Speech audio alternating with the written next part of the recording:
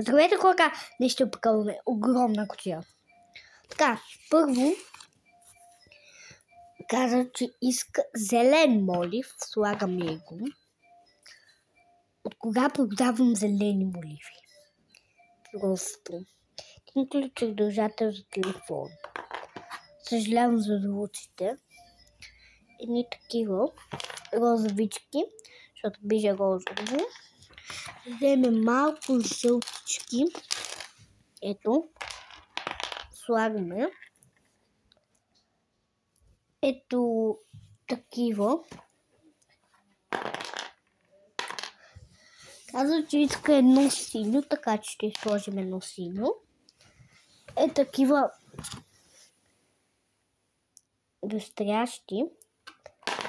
Сега ще дам и ластичките. Ето ги ластичките. Каза ми да сложа колкото си иска. Така, мисля да сложа ето тези.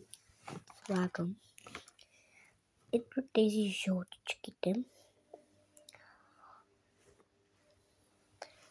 Слагам. Ето тези. Слагам.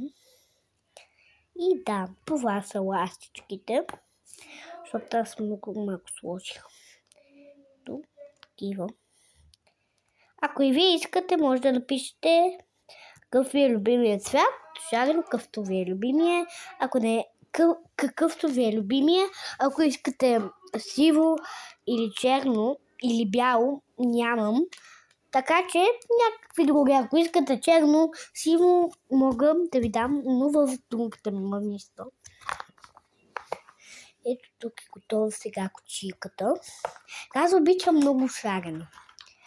Хора, чудите ли се кое е това момиче? Това е приятелката ми.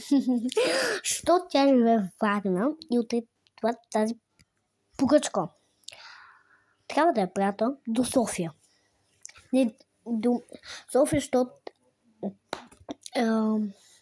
това ще го прата до Варна. И ще имам много път. Така. Ето тук е готово с това. И очаквайте втората.